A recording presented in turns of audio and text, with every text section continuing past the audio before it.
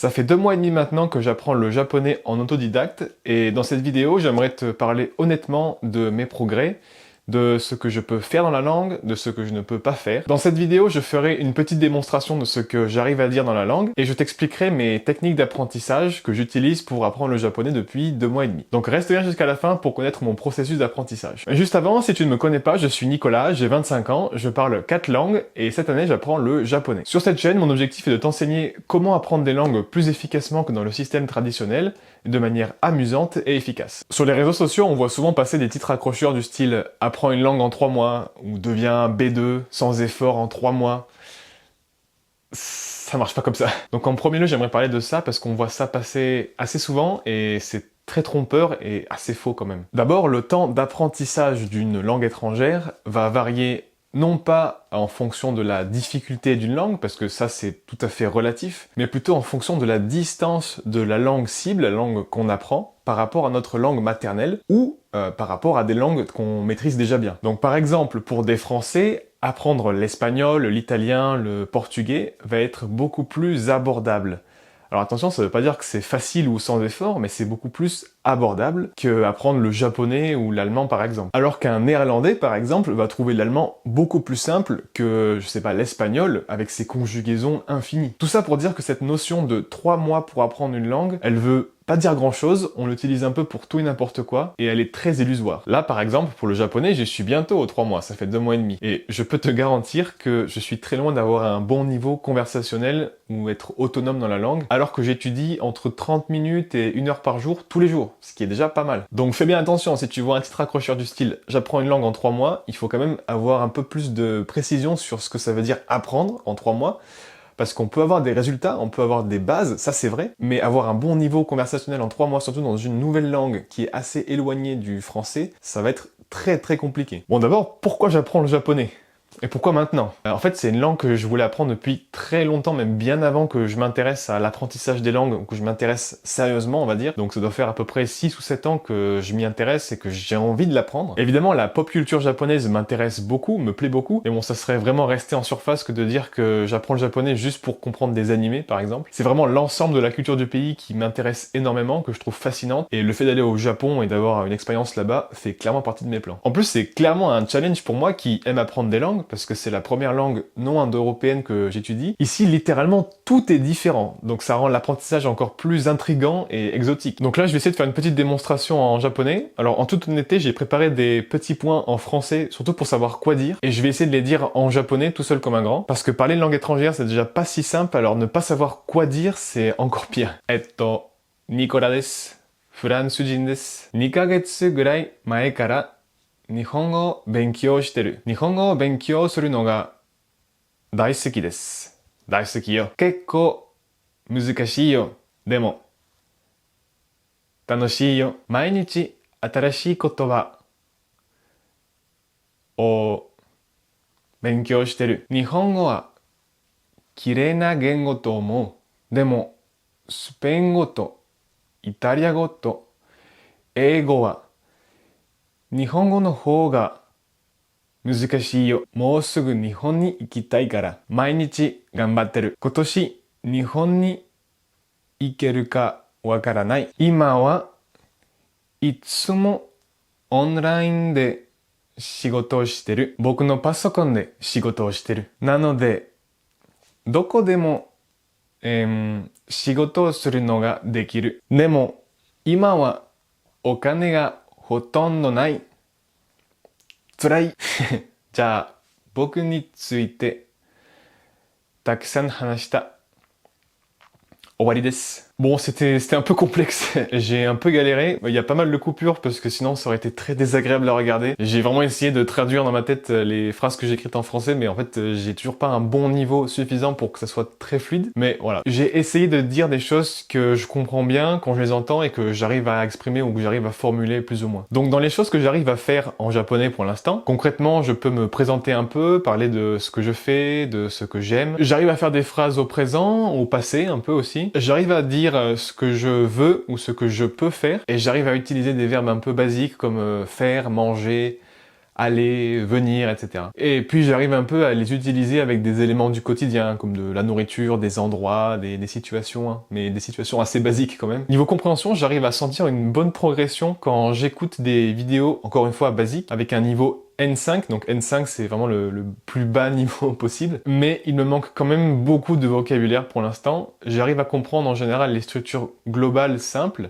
mais dès qu'il y a un mot clé de vocabulaire, une fois sur deux je le connais pas et je dois aller le chercher. Ah oui, j'arrive aussi à écrire des phrases basiques sur mon téléphone. Bon, évidemment je mets 30 minutes pour répondre à 3 messages, mais j'arrive à utiliser le clavier japonais et à formuler des idées simples. Alors par contre, ce que je ne peux pas faire, bon, il y a beaucoup de choses encore, mais bon, là pour l'instant, je peux pas avoir une conversation très intéressante, honnêtement, je suis très limité. J'ai pas du tout un niveau conversationnel fluide, loin de là. Si je suis face à un japonais natif, la conversation va s'arrêter au bout de même pas 5 minutes, parce que je vais tourner en rond sur les choses que je sais dire. Je peux pas lire un texte sans traducteur ou sans une traduction ou une explication, parce que déjà pour l'instant, je me focalise surtout sur l'oral et le fait de parler. Et puis on va pas se mentir, l'écriture est quand même très complexe, il y a beaucoup de kanji que je connais pas. J'arrive à en connaître certains à force de les voir, mais comme je l'ai dit, je me focalise surtout sur la prononciation, sur l'oral, donc l'écoute et le fait de parler. Donc concrètement, je ne peux pas lire en autonomie complète, ce qui est normal, c'est trop tôt encore. Donc on arrive à la partie sûrement la plus intéressante pour toi. Comment j'étudie, comment je travaille tous les jours. Je vais commencer par te dire ce que je n'ai pas fait. D'abord, je n'ai pas du tout utilisé de livre de grammaire. Ça peut paraître étonnant, mais simplement parce que ça me plaît pas de commencer par un livre de grammaire et de le suivre page après page. Et comme l'un des points les plus importants dans l'apprentissage des langues, c'est de prendre du plaisir, s'il y a un truc qui me plaît pas, je fais pas. Attention, ça veut pas dire que j'étudie pas la grammaire, au contraire, ça veut simplement dire que je l'étudie différemment. Et ça, j'en parle juste après. Je n'ai pas non plus utilisé Duolingo ou une application du genre, et pour savoir pourquoi, je t'invite à regarder ma vidéo précédente dans laquelle je t'explique pourquoi tu ne progresseras pas avec Duolingo. Je n'ai pas non plus commencé par les phrases un peu barbantes de présentation formelle. Par exemple, j'ai appris il y a à peine quelques jours comment dire mon âge, c'est simplement parce que ça m'intéresse pas trop. J'ai pas l'occasion de me présenter à quelqu'un en ce moment. Tous les Japonais avec qui j'ai parlé pour le moment ne m'ont jamais demandé mon âge. Pour moi, ça souligne un point important. Commence par ce qui te semble plus intéressant, ou plus utile, ou plus amusant pour toi. Et construis à partir de ça. Donc qu'est-ce que je fais concrètement? C'est très simple, j'étudie le japonais en dormant, avec une petite musique hypnotique relaxante. Je déconne. Bon déjà j'ai un peu menti, ça fait pas exactement 2 mois et demi que j'ai commencé le japonais. En fait j'avais commencé un peu avant, quelques mois avant, où j'avais étudié les hiragana et katakana. Donc ce sont les symboles qui indiquent la prononciation, c'est le syllabaire japonais. Ça je l'avais appris quelques mois auparavant, j'avais fait une grande pause, mais ça fait réellement 2 mois et demi que je me suis mis concrètement et sérieusement à apprendre le japonais tous les jours. Si jamais tu as jamais entendu parler des hiragana ou katakana, une brève parenthèse, en fait c'est, comme je l'ai dit, un syllabaire, donc c'est pas vraiment un alphabet. Chaque symbole va correspondre à un son, une syllabe, qui est composée d'une consonne et d'une voyelle, ou simplement les voyelles. Donc ça va être A, I, U, E, O, Ka, Ki, Ku, Ke, Ko, Sa, Shi, Tsu, c'est so, na, ni, nu, ne, no, etc., etc. Et c'est super important de commencer par ça pour connaître la prononciation de la langue, pour connaître sa phonétique et tous les sons qui la composent. En fait, c'est super important de commencer par la prononciation pour n'importe quelle langue. En fait, le cerveau est bon pour apprendre, mais assez mauvais pour désapprendre. Donc, commencer par une mauvaise habitude de prononciation au début, ça risque de te coûter des mois de réadaptation après. Et qu'est-ce que j'utilise concrètement pour étudier ? Attends-moi 2 secondes, j'arrive. Voilà, j'utilise ça. Donc en fait, j'ai créé mon propre cours de japonais. Donc ici, j'utilise des vidéos YouTube dans un japonais qui est facile et lent, donc pour les débutants. Et je prends des vidéos qui ont des sujets intéressants, en tout cas qui m'intéressent. Et c'est généralement des vidéos sur des choses de la vie courante. Et elles contiennent beaucoup de vocabulaire et de structures de base. Ensuite, j'utilise Google Gemini pour en extraire toute la transcription, tout le texte en japonais de la vidéo, le dialogue ou le monologue phrase par phrase. Pour chaque phrase, je lui demande de m'écrire le texte en japonais brut, donc avec les kanji, les hiragana, les katakana, donc toute l'écriture japonaise normale. Puis en dessous de cette ligne, je lui demande de m'écrire la même phrase, mais avec la prononciation des kanji entre parenthèses. Donc chaque kanji a sa prononciation. Comme ça, je peux la lire. Puis encore en dessous, la même phrase, mais écrite en alphabet latin, donc les romaji. Ça, je sais que ça va faire bondir les puristes du japonais, mais je suis convaincu que c'est une bonne idée de commencer le japonais avec évidemment les kanji, les hiragana, katakana, mais aussi avec l'alphabet latin. C'est une aide qui au début est, je pense, très utile. Et je pense que ça peut être intéressant de faire une vidéo sur le démarrage du japonais, comment démarrer l'apprentissage du japonais. Si ça vous intéresse, dites-le moi en commentaire. Et enfin, la dernière ligne sur mes feuilles, c'est la traduction de toute la phrase en français. Ensuite, je regarde la vidéo en japonais, avec les sous-titres en japonais, et aussi les sous-titres en français ou en anglais s'ils sont disponibles sur la vidéo. Il existe des outils qui permettent d'afficher 2 pistes de sous-titres en même temps sur la même vidéo. Si ça vous intéresse, dites-le moi en commentaire, j'en ferai une vidéo dédiée. Donc ici, c'est une étude active que je fais. C'est-à-dire que je m'arrête sur chaque mot ou chaque phrase que je comprends pas et je décortique, je décrypte phrase par phrase, tout en répétant la prononciation de ce que j'entends et en annotant mes feuilles. Et c'est seulement à ce moment précis que j'apprends la grammaire, que j'étudie la grammaire. C'est-à-dire que si je comprends vraiment rien, même avec la traduction en français, je demande à Google Gemini de m'expliquer plus en détail la phrase, de me donner des exemples, et je lui demande plus de détails dans ce contexte précis. Donc j'extrais la grammaire à partir d'un contexte réel. Je lui demande de me donner d'autres exemples de cette phrase, de cette structure,